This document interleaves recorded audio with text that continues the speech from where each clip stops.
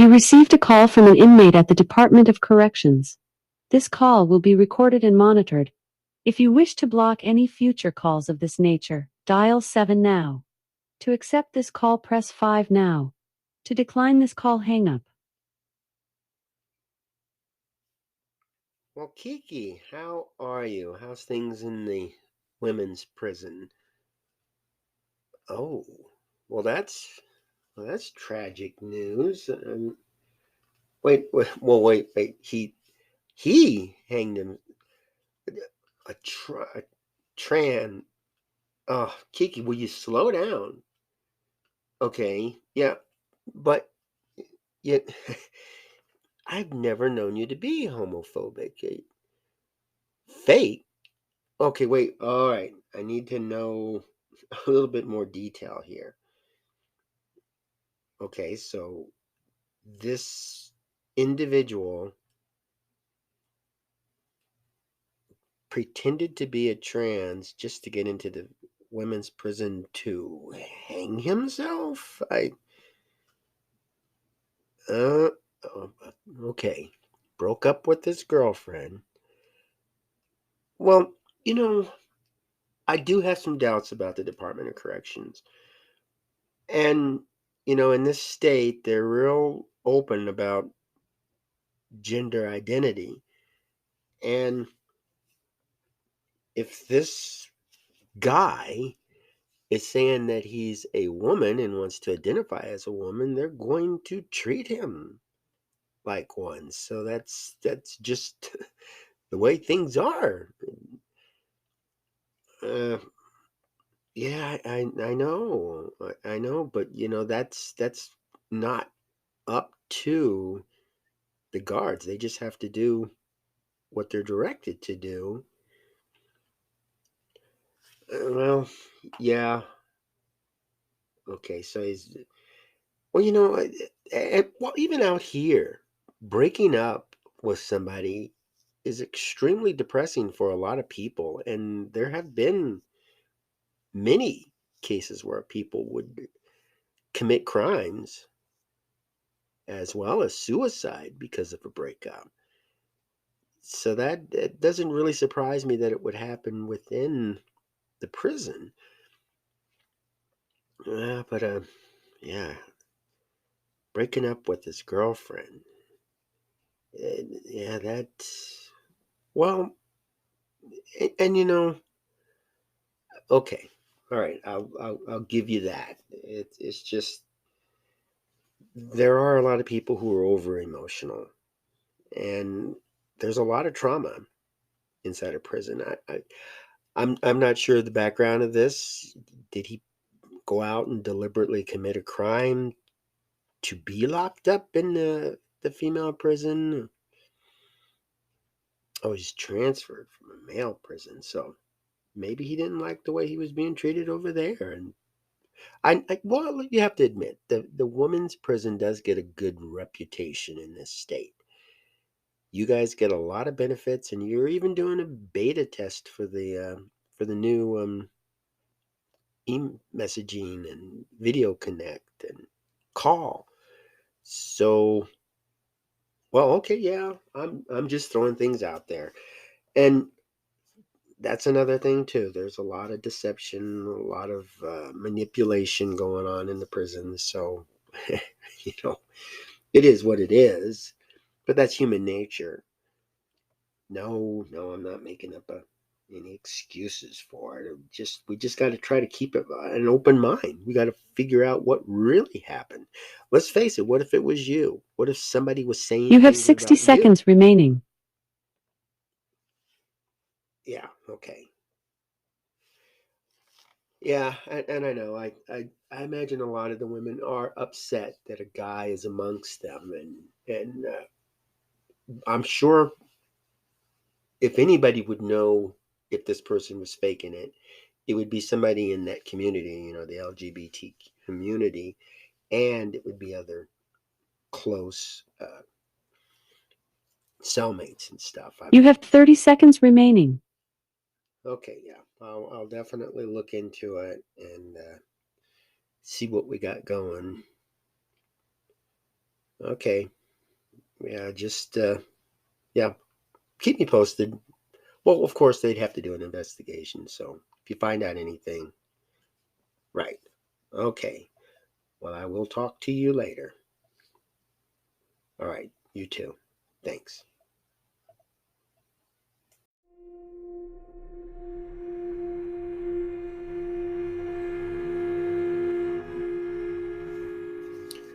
Hi, I am Joel Wilborn, and this is AQS Inmate Call.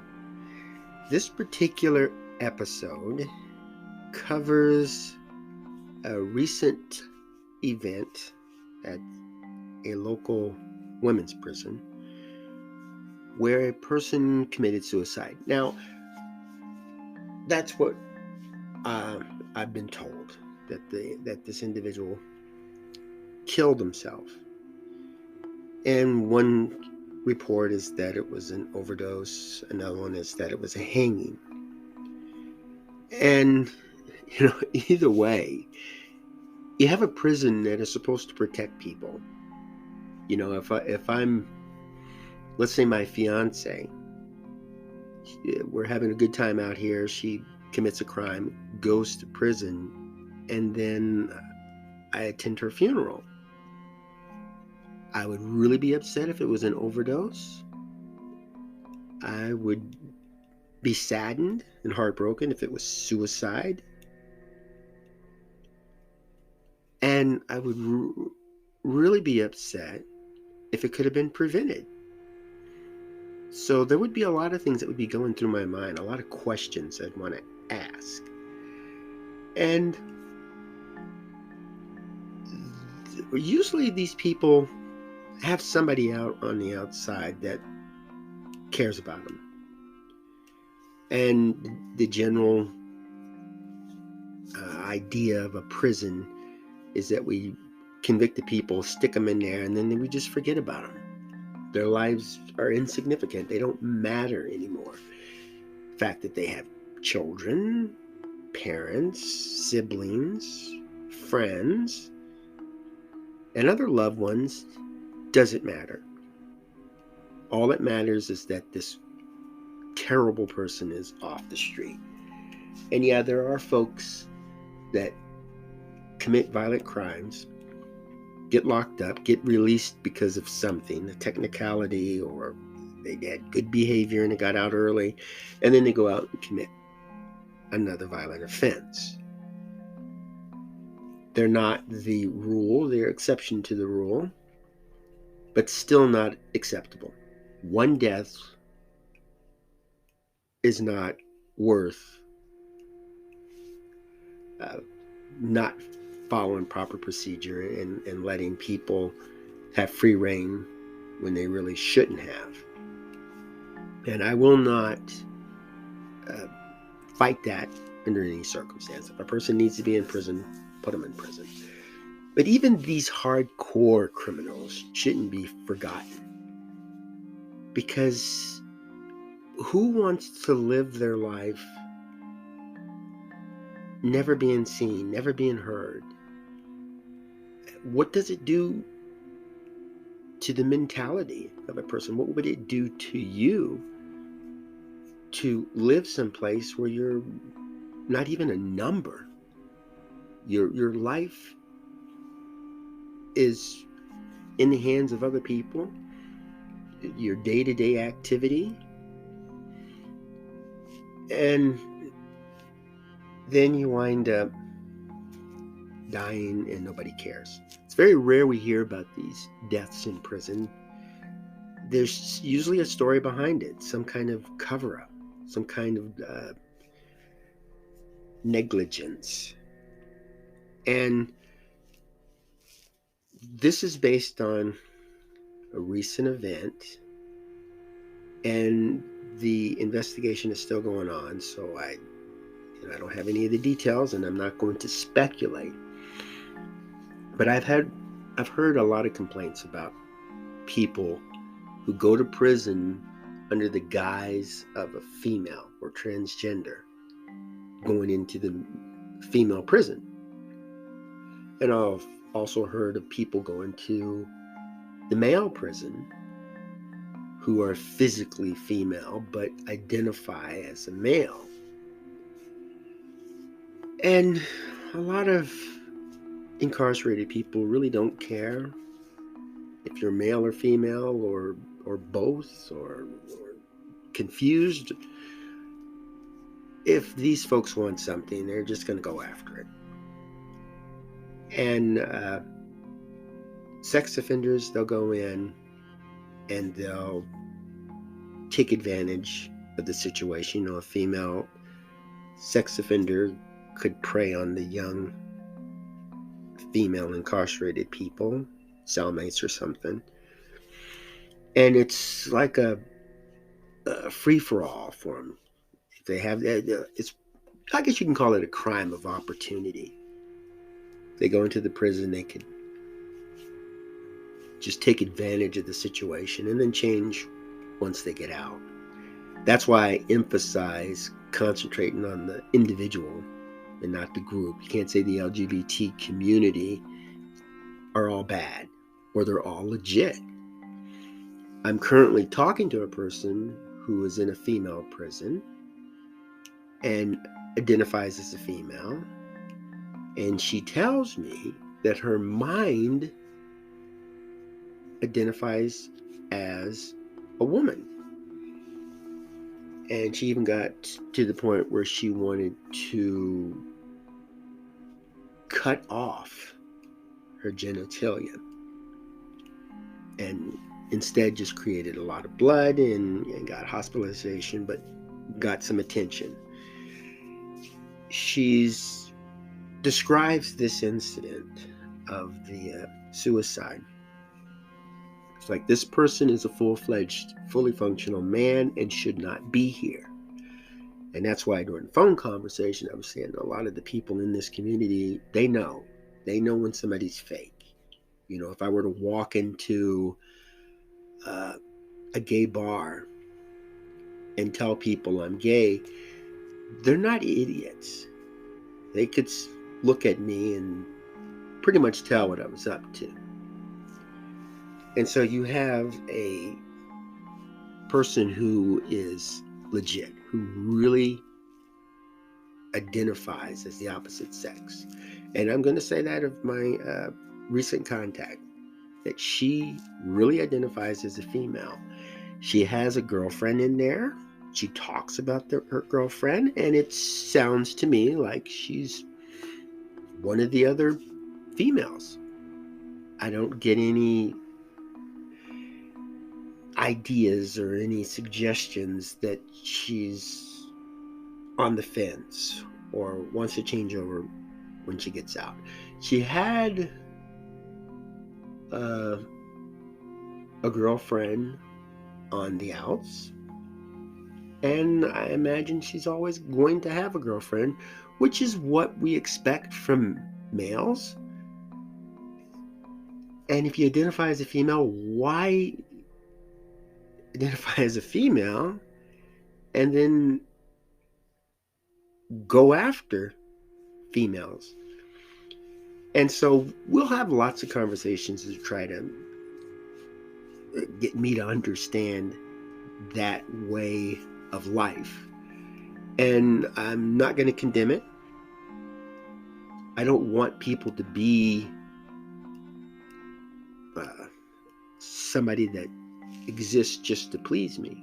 And one of the things I don't like hearing from people is that I'll do anything that you want, or just let me know I want to please you. That's not my idea of a healthy relationship. There are people that do that, and these women should connect with them. But some of us would rather just love a person for who they are.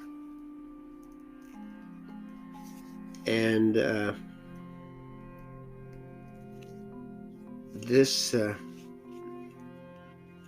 person who identifies as a female and committed suicide, my contact was telling me that he was very emotional, and little things would get him upset.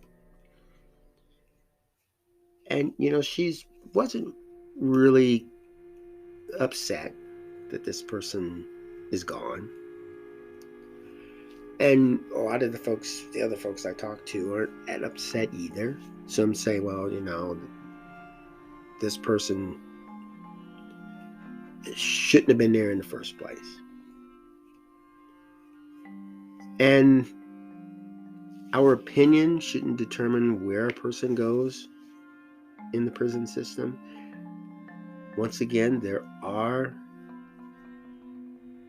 people who were born male, identify as female, and they go through all of the motions. They actually belong in a female prison. And they're no threat to the other female prisoners. They're interested in men. They want a relationship with a man. And so, you were to put them in a male prison, it could be a bad situation. They could be going after the males. And, it's like us putting a male in a female prison, or giving a bunch of males authority over females in a prison. So there's certain things, certain human natures that we need to keep an eye out for. And in the prison, I think we really need to pay attention to it. And it just emphasizes how important individual behavior, individual beliefs, and actions take precedence over the group. On the outside world, yeah, we can group people. In a prison, it's a little different. You could say all bank robbers should be housed together. All drug addicts should be housed together. But individually, they're different. And one crime doesn't necessarily mean that's what they're associated with for the rest of their life. There could be one person who was convicted of burglary, but have assault tendencies. They want to attack people. And if we evaluate the folks, find out what was the cause of their criminal spree, we could get them the proper sentence, and we could help them get back into society when that day comes. Criticizing them isn't going to help. Ignoring them isn't going to help. And we don't need people committing suicide in the prison for whatever reason. I don't think I will ever know why this person committed suicide. And there'll be a lot of speculation. But somebody could have sat down and talked, evaluated. I would say if we're going to spend a whole bunch of money on rehabilitation and getting people to leave prison in a more sane sense of mind, I think we need to invest more in psychiatrists and sociologists and community leaders, people that understand the individual behavior, maybe former incarcerated people who have a similar background. Maybe they could just be the mentor, somebody assigned to them, kind of like when you do Alcoholics Anonymous and they assign a mentor to the person that could be called. Hey, I have an urge for a drink and I needed to call you. I have an urge to commit a crime and I wanted to call you. There's a lot that can be done rather than just locking them in there, because look what happens. My fiance, she picked up cancer. If they had done their job and performed tests in a timely manner, it could have been detected early. She may not have terminal cancer now. But that's woulda, coulda, shoulda. There are people in the world right now we can keep out of prison just by talking to them. There are people right now that are in prison that if we put them in the right programs, they'll never come back. So I hope you're the kind of person who will accept people for who they are. I hope you don't have any discriminations against people and their beliefs. And I hope you won't hold actions in past performance against a person when there are circumstances that could have prevented it. You know, we can do something. If we work together, we can help reduce crime, reduce the prison population, and make our neighborhoods and communities a safer place. So I ask that you go to YouTube, look for the Joel Wilborn channel, tune in to Oxyword, listen to some people. I've got a few more things in the works, so reach out to them. And let's work together to prevent our friends and family from falling into the penal system and maybe going to prison and never coming back. So have yourself a wonderful day and go out and make beautiful memories for tomorrow.